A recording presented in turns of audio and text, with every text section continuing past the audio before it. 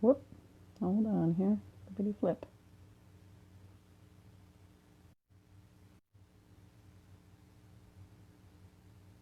There we go. How are you? It's Tracy Daviero here. Hold on. There we go. Click, click, click. I was all set up in here for a meeting, and I know I wanted to do my live for you guys. So I'm trying to figure out where the heck to look. I think I still look in the same place. So I've got my camera turned sideways so that whenever I do turn this into, put it over on YouTube, it doesn't show up with like the bars around the outside. So anyway, but using my phone, it's very interesting, and I love to try different things. You see, so you saw my couple packs of gum and my tissues there right to begin with. How embarrassing is that? So I wanted to talk to you today about the number one skill a VA should master. And it's going to be a complete test because I'm not even sure that I'm looking in the right place. I know my camera's here, so I'm just going to go ahead and look at my camera here, and I think we'll be good to go. So number one skill VA should master is most definitely the skill of research. I've talked about it on a couple of other calls recently, and it just keeps coming up. It's one of those things that I'm saying to people more often, and I'm having conversations about, because it's really very important to be able to do this as a VA in no matter what stage of your business you're at, whether you're at the beginning stage or the whole research phase, right? You have to look up a lot of things and figure out a lot of things whenever you are just starting out or just thinking about getting started. Hi, Catherine. And let me know if it's, I'm looking in the right place. Thank you. That's too funny. I just thought, anyway, I could talk all day like that. So research is super important. And so, and because what happens is, and here's this interesting thing. No, my book is not here. So I'm working with a book called Clockwork by Mike Michalowicz. If you've not seen it, it's a really great book. No, probably not for VAs at this point. It was in the beginning of my VA career. It would not have been something that I would be able to implement. But as your business grows and you bring on staff or employees or anything like that, I think it's clockwork, putting your business on autopilot kind of thing, like teaching your business to run without you. And so it's quite an interesting thing. And one of the things that comes up in it, which is something that I have been failing to do for a long time with people who've been working with me, and really even with colleagues, and I kind of was making this mistake all the time, is answering questions. Okay, so super simple is somebody would ask me a question about whatever. How do we do this? How do you want this? How would you like this to look? How would you like, what would you like the process to be for this? And I would take that information and I would say, okay, I would make all the decisions and I would go, da, da, da, da, da. Here you go. And I would put it back out to somebody, write a procedure or, answer the questions, and that's it. And so what happens is the other person doesn't have it. Trust me, I'll come back full circle on this. I'm not off on a tangent. But then the other person is then going to rely on me every step of the way to get the answers to the status of the project, how things are going. If there's a mistake made, so like if something doesn't work, they're going to look to me and say, oh, it's your system. I didn't really know how to do it. So there's no accountability, there's no ownership, there's no anything. And so what Clockwork teaches you, and this was my huge aha from reading this book and really studying this book,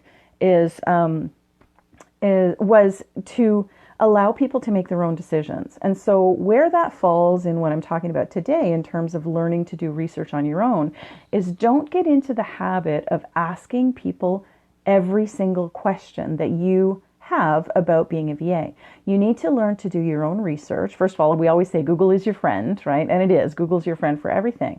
But so you want to really get more confidence in your ability to learn, to gather information, and to decide what you need to do next in any situation, right? In any situation of or any stage of your business as well. So research is not just something that you need to be able to do from the get-go. Obviously, like I say, there's a research phase of figuring out whether it's even for you, and then the setup of the business, and then the launch of the business, and then the growth of the business, and everything like that. There's always something that you're not going to know. So try not to get into the habit of asking questions about really simple stuff, okay? If you don't know if you should be registering your business, you go to your government website. That's who's going to tell you.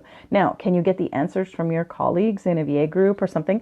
You probably can, but maybe you're going to get a whole lot of other information then that is not accurate for you or pertinent to you because it's not from where you live, or maybe you're getting conflicting information. It can get really overwhelming very, very quickly.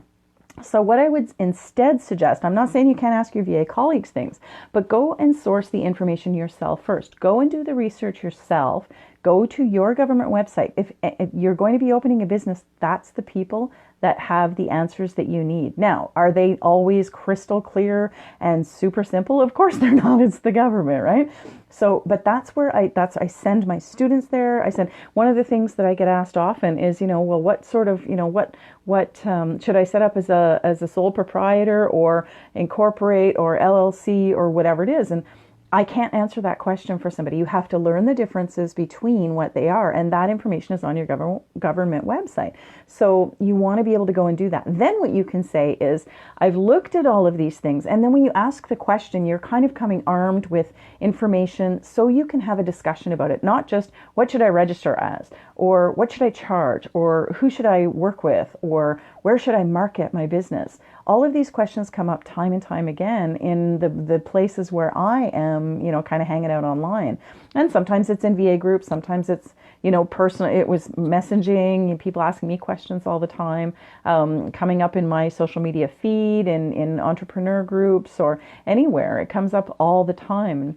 And so when you can come armed with the information and have a conversation, instead of just dropping a question in and waiting for 40 people to answer, you've seen that too, right? In some of the groups where you see cross post, because people are posting the same question in 4 or 5 groups or however many groups. I only belong to a few good ones. And so, you're probably posting it everywhere and you're waiting, you sit back and you wait for somebody to tell you the answer. That's not taking ownership of what it is that you're doing. And to be a really good business owner, you need to move past that. You need to put that hat on your head that says, I'm the CEO of this business and I need to be able to understand this stuff. You don't need to be able to do it all, right? Sometimes there's professional stuff like the bookkeeping, I always say, for your money and for your legal stuff, all that sort of stuff, get advice from professionals. It's really, really important because those are going to be the ones that you're using to run your business afterwards. And so you can get general information. But just like I'm talking about the Clockwork book in my team, that when I give them the ownership of the task, and so somebody says to me, how do you want this to, we're trying to plan a spreadsheet for something, to collect information or data or whatever, how would you like it to look? I'm like, I don't know. Put it together and then I'll give you my input, but however you think, because you have to compile it, you have to be able to explain it to me. When we have a conversation about, oh, look, here are the difference in the percentages or whatever it is. So you take a stab at it because you're the one who's going to be doing it. And I find what has happened in the last 6 months, I've really, really been implementing this book. And everybody brings more to the table, right? They make decisions on their own. They say, oh, so-and-so emailed about this. I went ahead and did this with it, And so it's a really, for me anyway, as a VA, of course, I've been a VA myself for over 20 years. And for me, I liked, just bringing my client the answer. I didn't want to have to ask my client every single time something happened. Now, did I have clients that I worked with that were like that? I did. Some people were control freaks, right? I think I actually used to be one too, even though I didn't really intend to be. I don't think I intended to be. But if somebody would ask me something, I would just give them the answer because they were asking me. But then what happens is it snowballs and you ask more and more and more questions. And so if you see, hey, Elizabeth, if you see the VAs that do this in the groups, and again, I'm not getting down on any of the VAs in the groups or the groups themselves. Don't think I am. I did this myself, and these are the reasons that I know, what works better is what I try to tell you. Not what's right, not what's wrong, but what I've seen work better. And so when you see the people who are doing this, they're indecisive and they're not moving forward. They're not making any kinds of decisions because they just keep looking for more answers from somebody, or then they go off on a complete tangent, and it's okay to not know the things that maybe you think you need to know in your business because you're starting out. Everything's brand new all the time. But when you give yourself that responsibility, and like I have with my team or, anything like that, you have to give it to yourself, obviously, whenever you're the business owner. You give yourself the confidence to say, I know my business better than anybody, and this is what I want to do. this is the step I want to take, then you can have an actual conversation with somebody, me or any of your colleagues. And I would say pick one or two trusted sources, or the people that you're going to be having conversations with about your business. And so maybe it's a VA who's a little bit farther ahead than you. Maybe it's somebody who's exactly where you are. But, rather than just kind of throwing it out to the masses and asking someone to answer your question, really come armed with, I've looked at these three things. Who's using these three project management systems and who are your clients? It's not about, which one do you like best because the price tag's so high or whatever. You go and look at it and you say, I'm working with speakers and authors, and is anybody else working with speakers and authors? Are you using one of these three services, right? That's a really good question to ask. It's a conversation starter for one thing, but you're already halfway making your own decision and you're just asking for input on it then. So research is the number one thing. I just have a couple of other things. Research is the number one skill that you should have as a VA. And if you don't have it now, you should really build it. It's really easy to do. All of a sudden, you just make decisions for yourself. And so you do the research part, you gather all the info, and then you have to take that next step. You have to make that decision. Now, when you're talking about seeking advice or trainers or anything like that, VA groups, business groups, target markets, anything like that, you want to kick that research into high gear as well.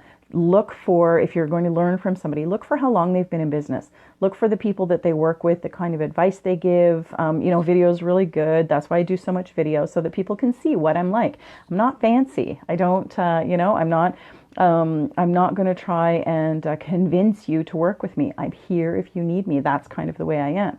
And that's what you're going to be able to see if you're looking for somebody to give you some kind of advice. If you're, anything, right? If you're looking for skills training, look for not always longevity, but look for the people who are really stable in the industry so that you can make sure that you're getting not training from somebody who just started 6 months ago, because they're all over the place too, right? And in terms of your advice, like I say, look for maybe build a trusted group of people. You could have a little mini mastermind with 6 people, or just an accountability partner, somebody that you talk to about things, instead of putting things out to the masses and hearing from somebody you have no idea where they are in their business, and they're giving you advice because they happen to be online and because they want to be helpful, right? Make sure that you build around you, research some people that you can actually build a little group with if that's something that appeals to you, one person or a group, and check in with them and talk to them. It really, really helps a lot for you to be able to get the advice that you need whenever you need it, but also be able to take that step forward, because research comes first and then a making decision comes second. So number one skill you should have, research. I hope you guys are doing that. Thanks so much for joining me live. I'd love to hear your questions and comments about doing research, and I'll see you next week. Bye.